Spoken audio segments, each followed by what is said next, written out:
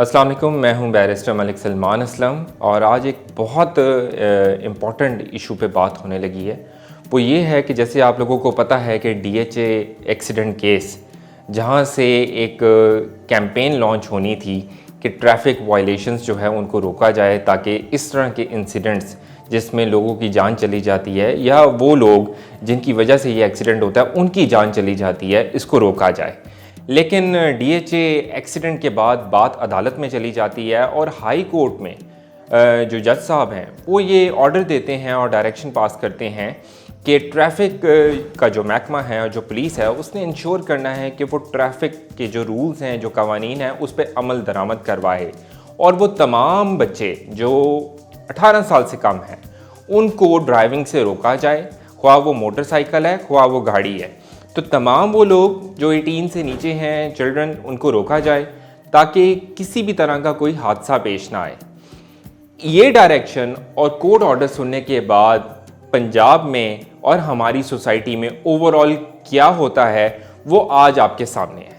हमारे सामने आज 7 दिन के अंदर एक ऐसी सिचुएशन मौजूद है कि जिसमें 4000 से ज़्यादा बच्चों को लॉकअप में बंद कर दिया गया है और उनके ऊपर FIRs काट दी गई हैं।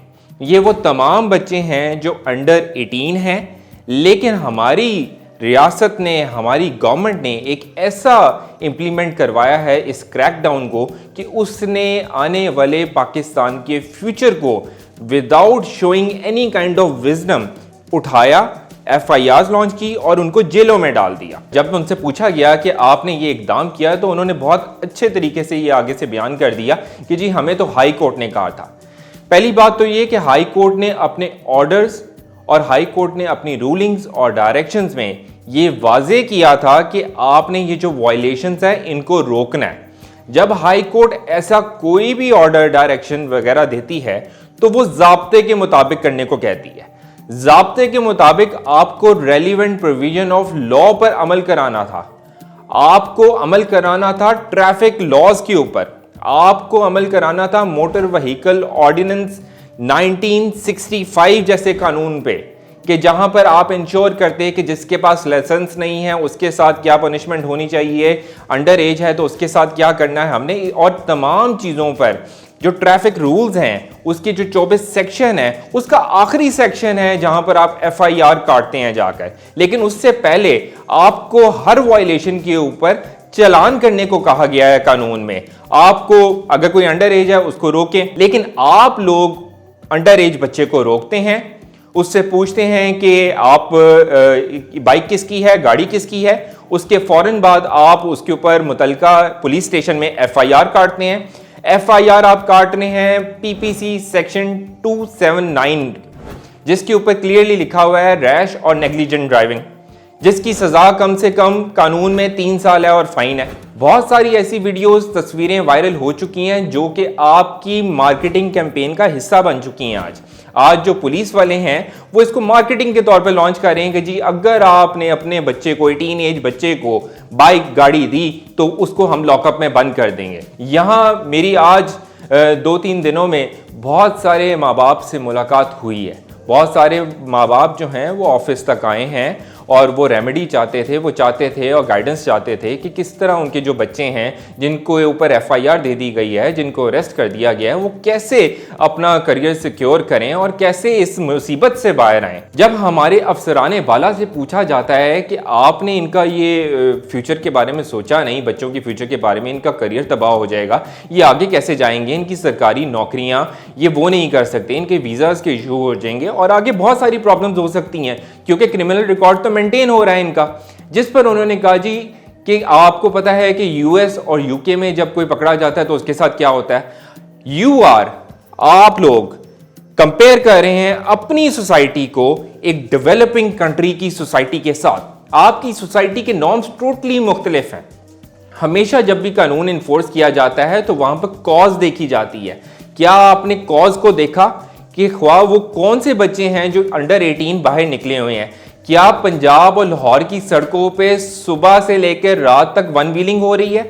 क्या सुबह से लेकर रात तक हुल्लड़बाजी हो रही है बाइकों पर, गाड़ियों पे?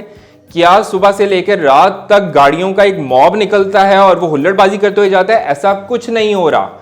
हाँ, ये हो रहा है कि वो बच्चे जो पढ़ते हैं और जिनके घर में वसाइल नहीं है, वो अपनी ट्यूशन के लिए बाइक इस्तेमाल करते हैं। उन्होंने कुछ ऐसी तंग गलियों में जाना होता है, वहां भी बाइक जाती है। वो अपनी माँ को दुकान तक लेके जाता है, कोई भी चीज लेनी हो। तो यही वो बच्चे हैं जो जिम्मेदारी उठाते हैं बाप के बिहाफ पर, और वो क्या यूज करते हैं? बाइक।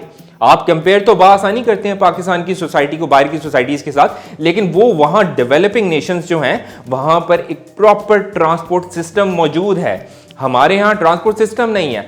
हमारे यहाँ जब स्कूल की वैनों का खर्चा जब आता है एंड पे, तो जान निकल जाती है कि 6-6 हज़ार एक बच्चे का लेता है एक वैन वाला। जब ट्यूशन की बारी आती है तो हमें यही बाइक और यही अपनी घर की गाड़ी का इस्तेमाल करना पड़ता है, क्योंकि अगर हम ट्रांसपोर्ट लें स्कूल, कॉलेज, यूनिवर्सिटी की, तो वो बहुत महंगी पड़ती है हमें।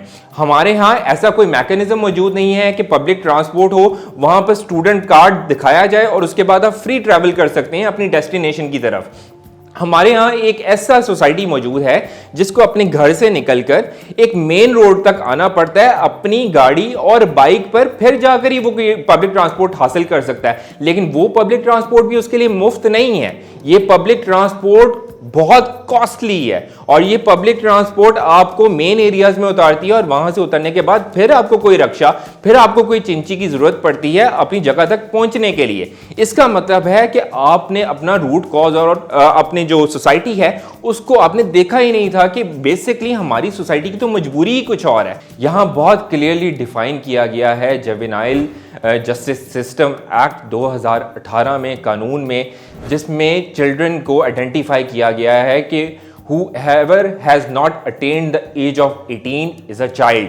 और उसके सेक्शन 5 में बहुत क्लियरली डिफाइन है कि आपने जब भी अंडर 18 बच्चे को किसी भी जुर्म में हिरासत में लेना है, उसको पकड़ना है, तो आपने उसको ऑब्जर्वेशन होम में रखना है। ऑब्जर्वेशन होम से मुराद है कोई ऐसी जगह जो लॉकअप ना हो, पुलिस स्टेशन ना हो, लेकिन आपने उनको उठा के लॉकअप्स में डाल दिया, बाकी जराइम पेशा अफराद के साथ डाल दिया, और इन यूनिफॉर्म उनको डाला, स्कूल की यूनिफॉर्म्स में। आपको चाहिए था आप उनको पकड़ते। इस कानून को जुवेनाइल जस्टिस सिस्टम एक्ट 2018 के मुताबिक आप उन्हें पकड़ते, आप उनको, ये आपके जितने मरकज हैं जिसका इफ्तिताह आप हर रोज करते फिर रहे हैं, ये जहां पर अवाम बहुत बासानी आए और अपने काम करवा ले, आपको वहां यूटिलाइज करना चाहिए था। आप किसी स्कूल को यूटिलाइज कर लेते, किसी पार्क को यूटिलाइज कर लेते, आप कजाफी स्टेडियम को यूटिलाइज कर लेते, आप ओपन स्पेसेस को यूटिलाइज कर लेते, जहां पर आप बच्चों को बैठाते और फिर जो आगे आपका लॉ प्रोसेस था उसको फॉलो करवा लेते। लेकिन आपने फौरन पकड़ के अपनी जेलें भर ली। क्या आपने नहीं सोचा कि हमारी सोसाइटी में अलमिया क्या है? हमारी सोसाइटी में जेलसी और ईगो फैक्टर कितना शदीद है?